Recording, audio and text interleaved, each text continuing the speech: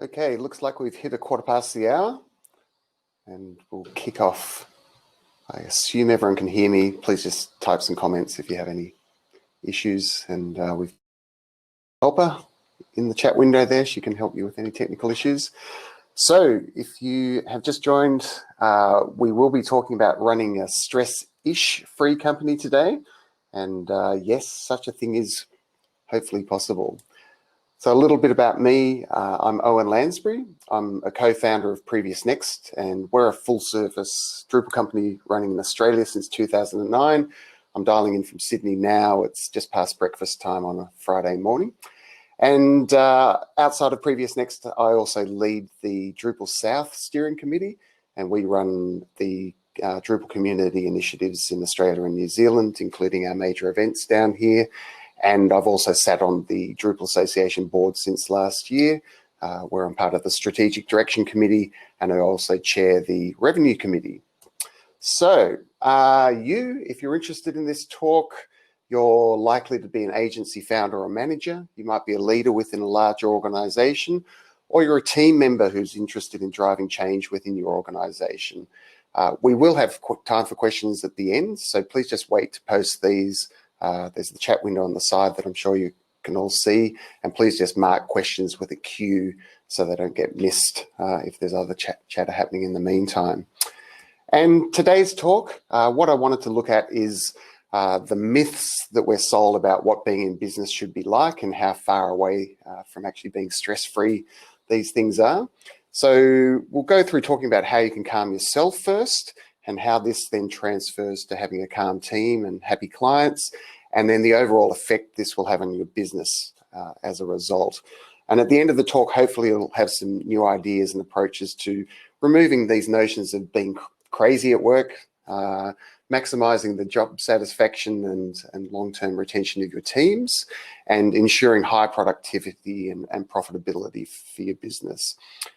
Now, for context, this talk was initially proposed in late 2019, and it was in response to a book that I'd read at the time called It Doesn't Have to Be Crazy at Work. Some of you might have also read that. And at the time that I read it, I thought at Previous Next, we already do this and that and this and that, and it seemed like the good premise for a talk that we could share our experiences. And if I had done this talk as planned back in 2019, I would have probably started by asking you, how's it going at work?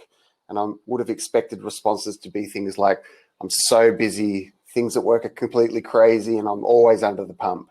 And I think we're just not conditioned to talk about being calm as a default response when talking about work, usually because it just isn't calm. And also saying that you're relaxed when you're at work is often a sign of weakness in our business culture. And that business culture that we're part of, it's just been imbued with the language and attitudes of challenge and conflict. So how many times have you heard, you'll only win if you're working harder than your competition? If you're not growing, you're dying. And of course, my favorite is, we're going to make a dent in the universe. And I'm assuming no one listening actually works for SpaceX, even though they are big Drupal users. And then, of course, in mid-March, everything just stopped. Entire sectors of the economy went into shutdown. Many of them may never return to what we thought of as normal. And every company has had to assess everything about their business to either just stay afloat or to adjust to what is now becoming the new normal. And I will be the first to admit it was pretty freaking stressful for everyone, myself included.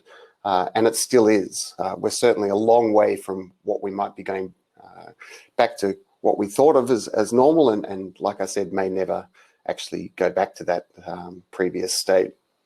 And the main cause of the stress through this period has primarily been the uncertainty and complete lack of control that we've had over external events that impact both us as individuals and also the companies that we work for. And just in relation to our own company, we tried to get a handle on the current crisis as quickly as possible, primarily by taking swift and proactive action. And by that, I mean, we didn't wait for the government to tell us what to do in terms of locking down staff travel, having people work from home, stopping face-to-face meetings with our clients. We did that as quickly as possible. And we also really tried to be as transparent as possible with the team, to the point where we did say we have no idea what's going to happen in the next few months when the lockdown started. but we made sure that our staff knew that we had their backs no matter what. And reducing the stress of the team at that point in time was absolutely critical for their well-being, as well as ensuring that the company would continue being able to produce good work. And it was down to doing a few simple things, like we guaranteed unlimited paid leave if people did get sick or needed to care for family members through this period. And we also gave them clarity around the project pipelines that we had. So we were able to say, at least for the next 3 months, we know that we've got enough work for everyone and no one's jobs are at risk through this period. And luckily, even since that period, no one's jobs have been at risk. And largely that's thanks to Drupal and the critical role that Drupal does play in many of our clients' businesses. And another thing that we did was talking to clients early on about how we'd be able to keep projects going if they were affected. So if their team members fell sick, how would we keep the project moving in their absence? And for very frank conversations about the likely impacts on their budgets of any economic downturn. And again, luckily, we haven't seen that come into play so far, but who knows what the future holds. And finally, we put a lot of effort through this period into ensuring that Drupal remains strong regardless of what happens in a downturn. We did see that Drupal did well in the last financial crisis. We are seeing signs that that may be the case again. But ensuring that Drupal is still robust and strong when things do start returning to normal is obviously critical for us. And we saw that with the Drupal Cares campaign to ensure that the Drupal Association kept working through this period. Now, the good thing about the lockdown, if there has been something, is that it has forced both individuals and companies to reevaluate what's really important to them. And while Maslow's Hierarchy of Needs, which I've got in this slide, is a bit of a presentation cliche, the reason I've put it here is that it's universal regardless of your background. And what it says to us in order of priority, starting at the bottom, is that we all need a roof over our heads and food on the table. Just up from that is to live without fear of losing our jobs, fear of staying healthy, fear of violence in the streets. And of course, many of those things have been incredibly challenging over the past few months. However, if we've been able to maintain that sense of security, we have a need to share our experience with people that we care deeply about, whether that's friends, family, colleagues at work, and of course our broader community. And that's particularly the case with the Drupal community, where we can share our experiences in a forum like this. And if we've got to this level of the pyramid, we then have the ability to feel good about ourselves and to have the confidence that we can fulfill our potential in what we're doing in our lives. And you'll notice here that there's absolutely nothing about taking your company public or owning a Ferrari on this list of things. These are very fundamental needs that we have. And just getting back to the book that I mentioned, lo and behold, a lot of the ideas in this book have suddenly become even more relevant, and particularly for companies that might have been operating under more traditional paradigms in the past. Now, I do want to avoid just doing a step through of the book. That'd be quite boring for the people that have already read it.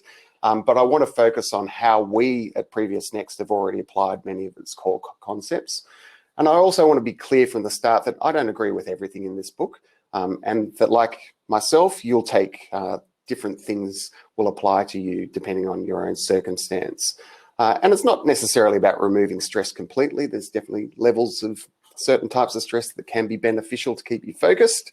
And being calm is not about limiting your ambitions for either your company or yourself. It's just about taking different approaches to things that will ultimately make you happier and more fulfilled in both your work and personal lives. So let's start with calming yourself.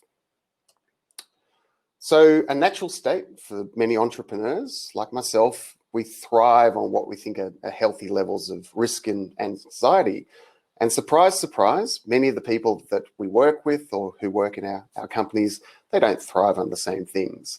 And I think we fall in the trap as entrepreneurs of placing our own levels of risk and enjoyment that we get out of that onto the people that work for us by giving them completely unrealistic targets to aim for. And exhibiting our own stress-driven behavior with the team ultimately drives negative stress in them, which is likely to be very detrimental to their own productivity and well-being. And often the team will naturally emulate the work behaviours of their leaders. So if you're someone that sits at your desk until 9 p.m. most nights and you're up at 6 a.m. sending emails to your team expecting a response, then your team is going to start thinking that that's what's expected of them too. So my advice in that regard is be aware of that behaviour and try and curtail it, lest you pass it on to your team as well. And while we can't solve any deep behavioural issues here or run a meditation session in this talk, as a leader, you do need to be very self-aware of what positive traits you do exhibit and to set the right tone with your team. And if you can't address those things yourself, you need to be able to delegate that to others who do have more appropriate traits. And I've had to do that myself throughout my career. And I've tried to learn to delegate people who are just better at doing certain things than me. And some of those have been hard lessons. So now you're setting the right tone with your team. You need to be able to focus to execute on your high-level business vision. And will you be able to do this by attending back-to-back client and team meetings all day, letting people interrupt you whenever they need to ask a question, getting involved in your team's project scheduling and working 12 to 16-hour days? Of course not. And where I do agree completely with the book is clearing your work life of distractions and being incredibly protective of your time. So how can you clear the decks? The first thing is look at structuring your work week around what's actually achievable within a 40-hour work week, not a 60 or 80 hour work week. And put the focus on effectiveness rather than busyness. So I'll often actually just start my own week by mentally noting the main things that I do want to achieve that week. And it's not a task list, it's just something like finish your DrupalCon talk, and then you can move on to other things. Don't be attending meetings that you don't need to. Save yourself for the really important ones and let your team handle the rest. And I'll talk more about that in the next section of the talk. Have fixed times for regular catch-ups with people rather than having them ad hoc when people think they need to have them. And unless there's a critical emergency, 99% of things can always wait. And it's the same thing with email and chat apps. If you do need to get something done and focus, you do need to close those off. I'm terrible at doing that myself, and it can be quite hard, but it is a great way of actually getting things done. And be ruthless with what the book calls obligation elimination. Delegate everything that you can to other people who can do that for you, and save the critical things for yourself. And finally, get a good night's sleep. My favorite quote from the book is, being short on sleep turns the astute into a-holes. And even Jeff Bezos agrees with this, having his comfortable 8 hours sleep a night. Now, if all of this sounds like you might make yourself redundant within your own company, that is generally the overarching goal. So if your business can run smoothly without your constant hands-on involvement, you've actually achieved a very sustainable business model. But your engagement is still critical to drive the high-level vision for the company. And that engagement needs to be active. And by active, I mean, you can't wait for people to come to you with problems with a lazy, hey, my door's always open, or just ping me on Slack. You need to be keeping tabs on the general mood and chatter within the team, and making time to talk to key team members at regular intervals, tracking those emerging issues and making sure that they get resolved before they snowball. And for me, this is the absolute most important thing to do as a company leader, is having that 10,000-foot view and picking up on issues that other people might not be seeing if they're kind of down in the trenches, so to speak. And a classic example is the talented young developer who's a little bit shy and they've never asked for a pay rise. You need to actively seek that person out, or ensure that their manager does, offer them the requisite pay rise without them asking for it, and ensure that they know that they're highly valued, because the alternative is they will feel undervalued. They'll easily find a higher paying job elsewhere and they'll leave without ever saying a thing about it. And that's an incredible failure on your part as a leader not to address that. And in a similar vein, if you say that you're going to follow up on something, you need to maintain what the book calls your trust battery and actually do it. And above anything, trust from your team is the only currency that matters. And I'm sure that we've all seen what happens when a leader does lose that trust. It's not pretty. So if you're now a little bit calmer, how about your team? We'll just take a quick pause. Do need to remember to breathe through this. So the first question I'd get you to ask is, why would anyone want to work with you in the first place? So the type of work that we do in the Drupal world requires people with very highly developed skills across multiple disciplines.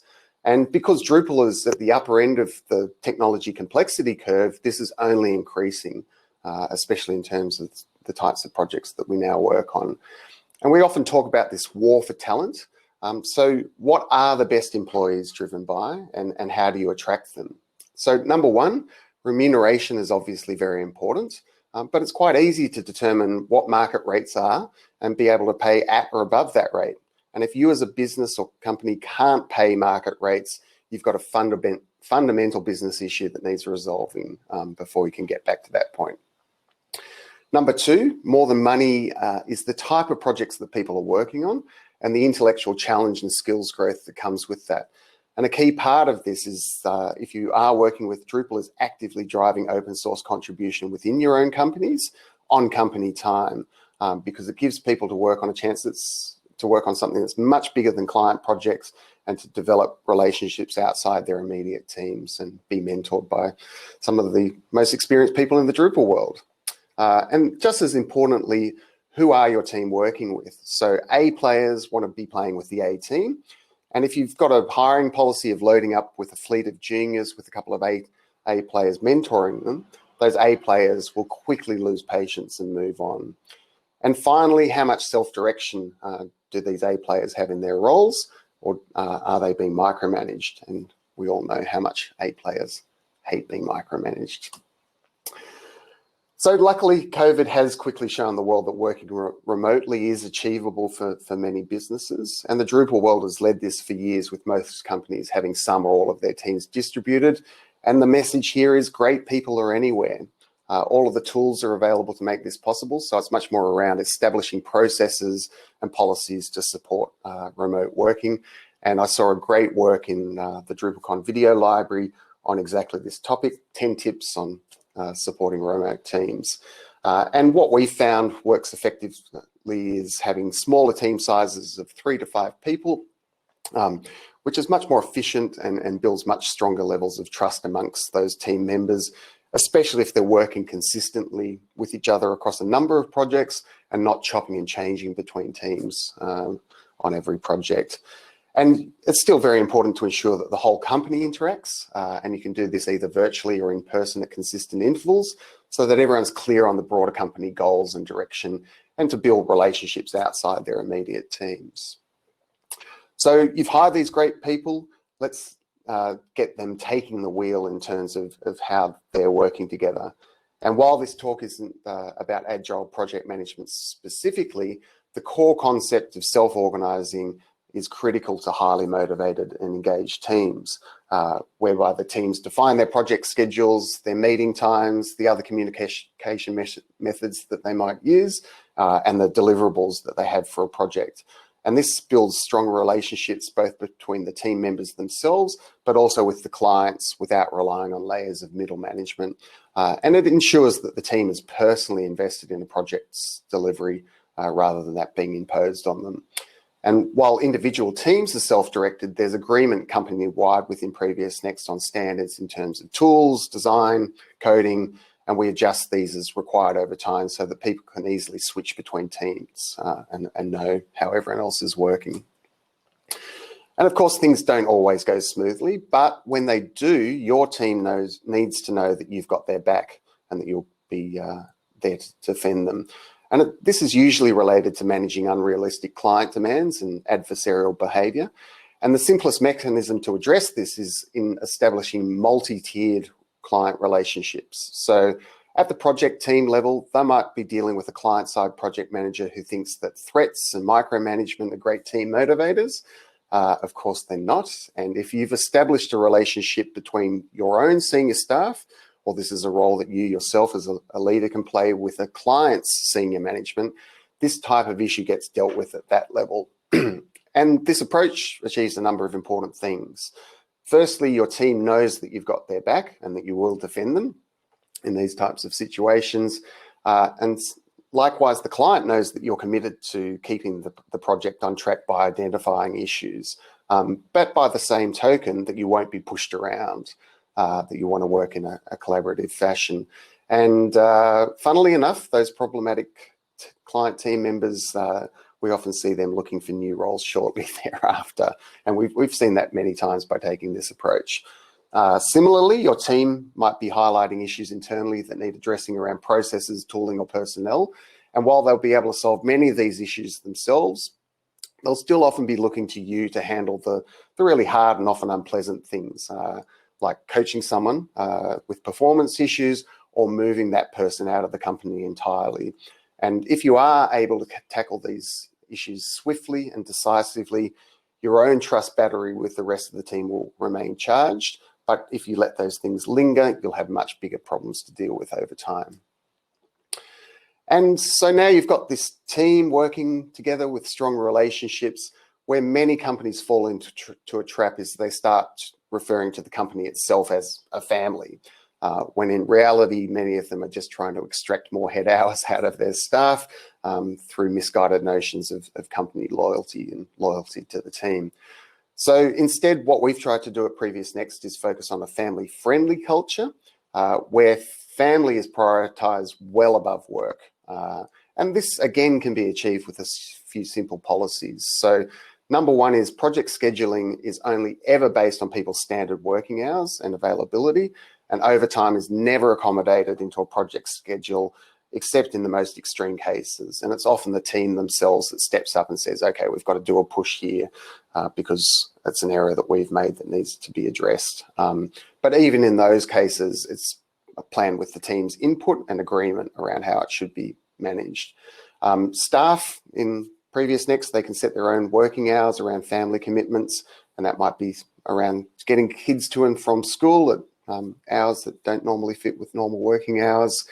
And for people that have permanent or temporary changes to their availability, everyone can just take on a part-time role for the period of time that they need to. So again, that might be they've got a young baby or they're building a new house and they adjust their time down to, say, 3 days a week to work through that period. Of course, people can work from home whenever they choose to. And of course, in the last few months, that's been permanently. But likewise, some people do like working collegiately in a shared office space, and we provide that for our team where it's required as well. Being able to pay people for personal leave, particularly the care for sick family members, and also clear policies around leave for new parents is also vital. And I should point out that the people in our team are all at that kind of age group. Everyone's just starting families or has teenagers, they're starting to buy houses or building them. And this type of allowance is incredibly important to maintain those people within the company. And finally, vacations are completely off limits for contact with work unless there's an extreme situation. And even in this instance, if someone does need to be contacted, there should be a triage protocol put in place before that person goes away that they've had input to, so that we've been through that triage before they're actually contacted. And this means that people's time on vacation is real time off work. Now, many companies, they'll tout benefits that often just keep people at work for longer. So free lunches, foosball tables, beer o'clock late on a Friday afternoon.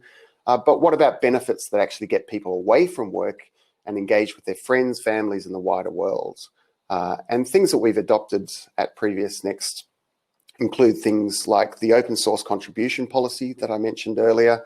For us, that's up to 20% of people's paid time can be used towards open source contribution. And then related to that is also conference attendance and defined training budgets that people manage themselves. We also have a fitness and wellbeing allowance that can be spent on things like gym memberships and meditation courses and sport team memberships. And the important thing here is that's anything that keeps people healthy and active on a consistent basis.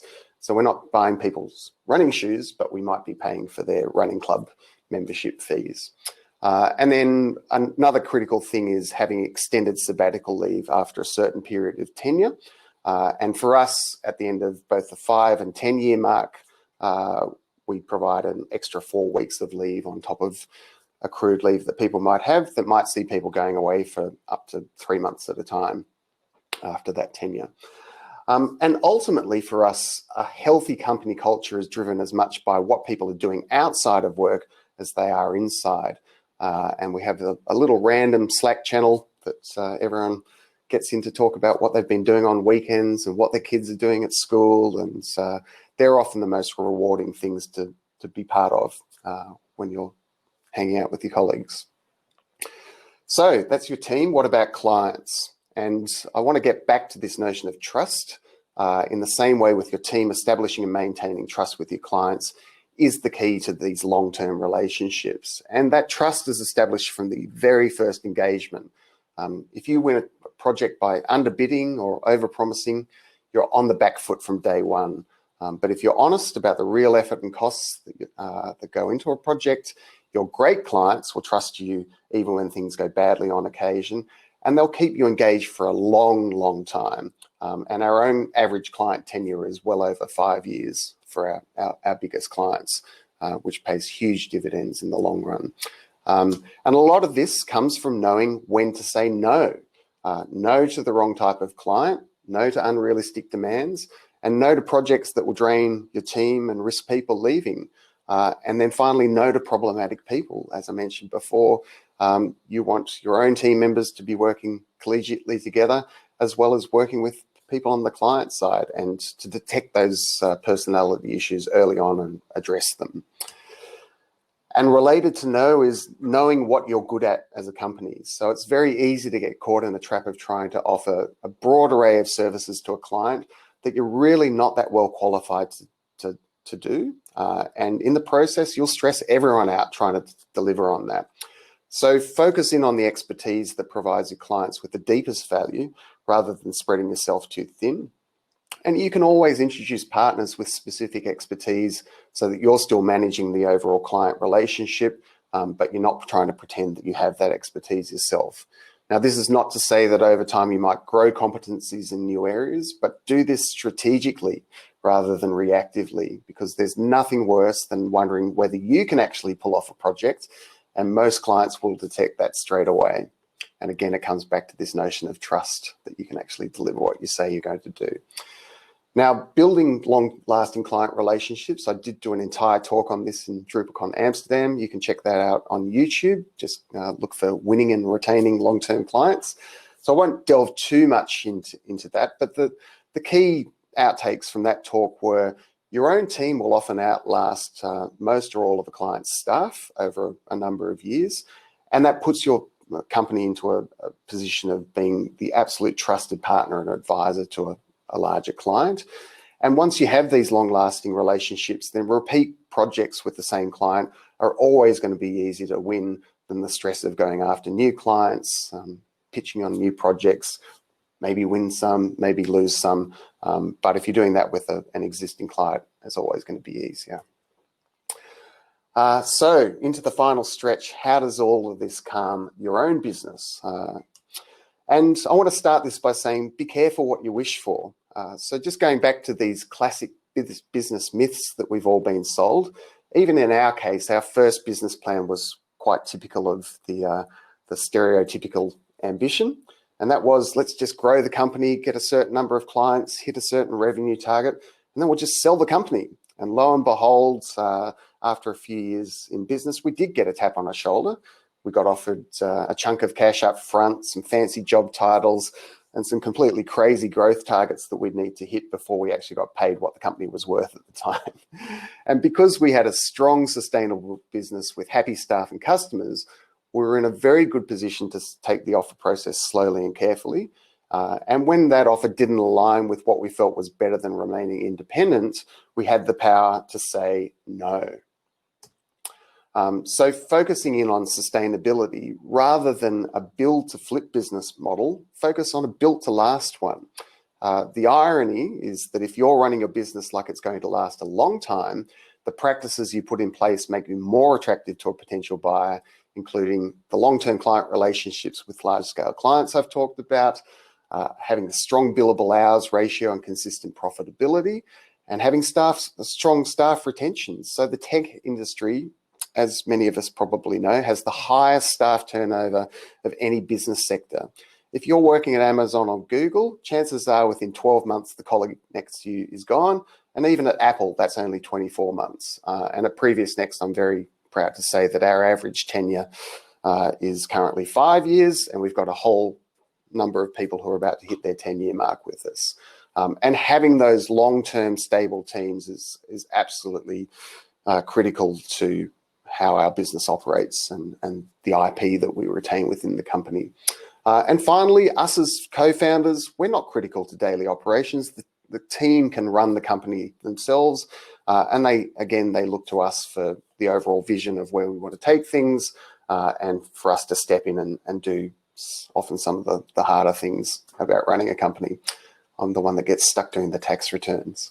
So a huge factor in this sustainability is avoiding staff burnout in the first place. So sure, you might win a big project. You might need to add another 5 or 10 people to your team, but can you sustain that in the longer term? And this is why so many smaller companies fluctuate wildly in staff numbers as they grab every client project that walks through the door. They might have added 10 people. That big project finishes. They haven't backfilled it with more projects of the same size.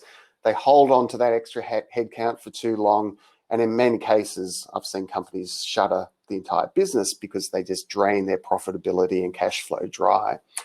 So our response to this from very early on in running Previous Next was, once we hit that 20 to 25 person mark, we identified that that was a good, consistent size for our company in our region. That's obviously going to be different in the US or Europe. But instead of focusing on growth for growth's sake, we focused on achieving the revenue that the team's capable of delivering if they're 80% billable. And importantly, they're not scheduled on projects more than that 80% billable time, which means that the remaining 20% of their available working time can be directed to things like Drupal contribution, personal development, and other things. And again, this leads to people staying with us for a very long time.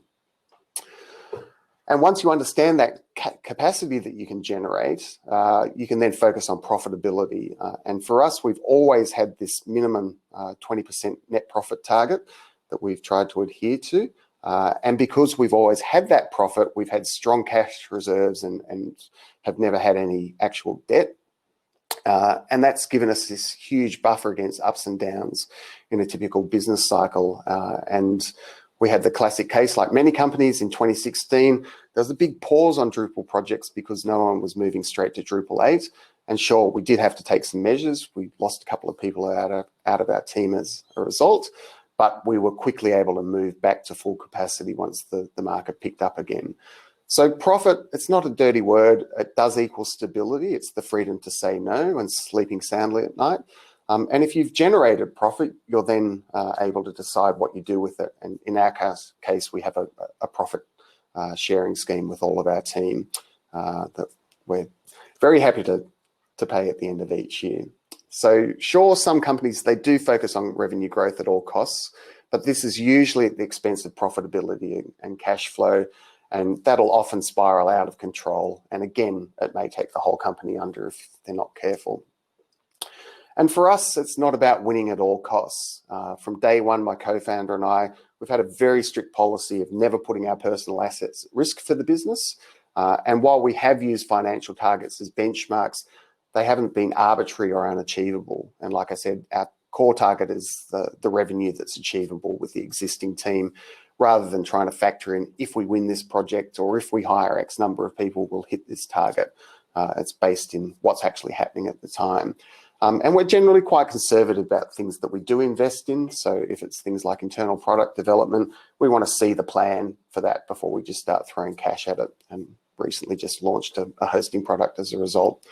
And I think importantly, our decisions aren't driven by either a lust for risk and being driven by the excitement of, hey, we might lose $500,000 doing this thing, or a fear that the whole business might crumple into a heap if we make the wrong decision. Again, we've got a cash buffer there that will help us ride out some rough times. And again, that helps us sleep very soundly at night. And aside from the book that I've referenced here, I do rarely read business books, and I've never thought that the way that a company like Apple or Amazon does business has any relevance to how we do business.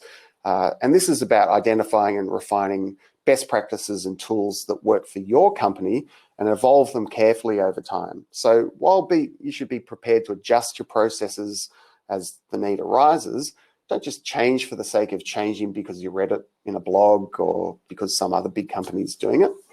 And if you do change, make sure your team is closely involved in the decisions about those changes, because they'll balk if it's imposed on them. But if they've been part of that change process, they'll take ownership and be the ones to drive that change. And while all of this might sound like we're not actually ambitious or competitive, it's quite the opposite. We're very ambitious to retain a reputation as a great Drupal services company. And we still get very annoyed if we don't win a big project that we've bid on, because we've been very careful to identify which projects we should be going for based on what we think we're actually good at. However, this notion of participation versus competition means that the overall health of Drupal as a product and the market for Drupal is just as important for us. But I hear you say, you've got companies like Accenture and Deloitte now doing Drupal, that's going to put us all out of business. No, those big companies, they're validating Drupal as a serious piece of software, and they're introducing new customers to it that might otherwise have never considered it. And as that Drupal pie grows in terms of project scale, not necessarily in terms of number of sites running Drupal, it's the size of the projects we're now working on. Hopefully we all get bigger slices. And so a vibrant ecosystem of companies offering Drupal, in our view, is absolutely essential. We want our competition to be thriving, because that means Drupal's thriving. And being part of helping grow that ecosystem through Drupal contribution and community engagement, it's a fantastic complement to our normal business activities, because it's something far bigger than a little company in Sydney could ever hope to accomplish alone. So, are we calm now?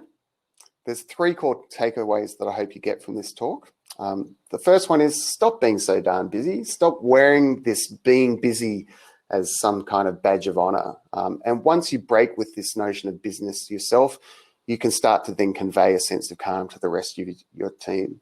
And as I talked about, they're going to respond well to that. And your team is the business. As a services company, you are literally only as good as the sum of the people in your teams. You can't do everything yourself, and you need to be hiring the best people into those roles. So focus on building and nurturing a great team over the long term, and you'll have a great sustainable business. And finally, it's a long, long game. So I started working in digital before the .com boom. And at the time I thought I might need to work for 5 years and I'll win the startup lottery. But 25 years later, of course, I'm still here plugging away, and the vast majority of my contemporaries from that period are too. And once you take that long view to both your career and company, then the bumps and rattles of the everyday do start to even out. So setting your big goals in years means that the panic of what might be happening on a day-to-day or a month-to-month scale dissipates. And finally, while all of this in terms of running businesses is challenging, it's literally not rocket science. We're not sending rockets to Mars. And it does become a lot easier when it's viewed in that context. And while we might not necessarily be making dents in the universe, we are providing an environment for our teams to work on interesting projects. They're helping clients in the process, and they're living happy and fulfilling lives outside of work as a result. And if we can achieve this within our own organization, it's a fantastic measure of success. So we will take some Q&A. And I'll just have to go back through here. I'm looking for anything that's marked with a Q. Oh, I found one, but I'll go to the top and then come back. Okay, so we've got a Q. So this talk assumes you're running your own company. This is from Michael. How much does this advice apply to managers in larger companies, people who would lose their jobs if they made themselves redundant? So that's a good question, Michael. I've worked for many other companies myself, and what I found was really effective was if you had proved that you built a division up to a certain level, then that proved that you were ready for the the next challenge. So in many cases, teams that I built in the past, I did actually build them with this notion of I'd be able to step away from them at any point in time and know that the team would run effectively without my involvement. So if I was running a design team, my lead designer could step into the role of creative director, for example. And in every case, for the companies that I worked for, they recognized that that meant that I was then ready for the next step up the ladder. If you're working with a company that doesn't recognize that, then you're probably working for the wrong company in the first place. I'll scroll down. Any other questions here? So there's a comment here saying, this all sounds like a wonderful dream. And I am very aware that some of these things may sound quite fanciful. And I think a lot of it comes from making very conscious decisions around what type of work you want to be doing and how you want to be operating in those roles. And there's been a lot of talk about diversity and inclusion and privilege at this conference. And it is an absolute privilege to be able to have that control of your career. So my only suggestion in that regard is to look at what your career path might be and not just look at it in terms of what would you be doing next year. Do start taking these views of your career in terms of 5 and 10 year blocks. And like I said, if you can start thinking about goals in those longer term time blocks, then the day-to-day of what you might be struggling with at this point in time will start to diminish in terms of significance because you do have a much higher level goal. And keep those goals modest. Like it's not about, I want to be CEO of a major corporation or I want to have a bunch of Ferraris in my garage at home. Think about what makes you really happy in your life. And what would you need to do in your career to fulfill those core goals? And for me, it's going surfing. I want to be able to go surfing when the surf's good. And that is quite honestly a very, very core goal for me. And everything else falls into place once you've got quite simple goals like that. That might sound simplistic, but believe me, it does work. Okay, so we've got another question here from John. As an interviewee, what questions would you ask to determine if a company respects their employees with work-life balance? Too often, those who say they do not. So the key here is, are policies written down? And this is something that we did very early on with Previous Next. As we started hiring people, we thought, hang on, we actually have to tell people what type of company we are on the day that they join. And so all of the things that I've talked about in here are very clearly stipulated in our company handbook, which is given to people on the first day that they join. And if they request it before they join, we're more than happy to give that out. There's nothing that's commercially sensitive in there, but it does outline if your kids are sick and you need to stay home with them, work from home. If you can't work and taking care of your kid is more important, that's the priority in our view. And I think at the end of the day, what we've learnt is the more responsibility that you give to individuals within the team in terms of self-direction in their roles and self-direction in how they structure their own lives, that in turn results in incredibly high levels of tenure, length of tenure and commitment to what we're doing, and also very high productivity. So while we talked about this notion of the company being profitable if people hit 80% billability, that's the stated goal that everyone reads in their employee handbook, but it's their individual responsibility to meet that goal. And we don't necessarily have someone that's checking their timesheets every day or every week, telling them you need to be up around this mark to be hitting your targets. That responsibility is definitely placed on the individual. Okay, we're just coming up to time at 10 o'clock. One more question here from my friend Brian in Melbourne. And his question was, how did you manage the mentoring of employees when it became not just you and Kim, with an eye to helping them grow and retaining them.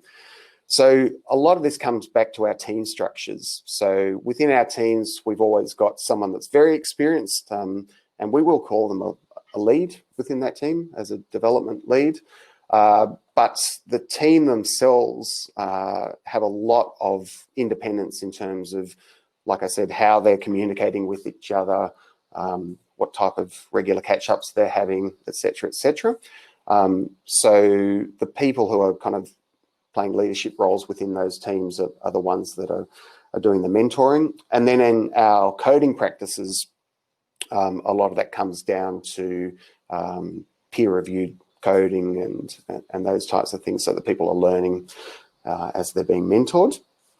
And then our role as co-founders, Kim is always still having regular catch-ups on an informal basis with most of the development team.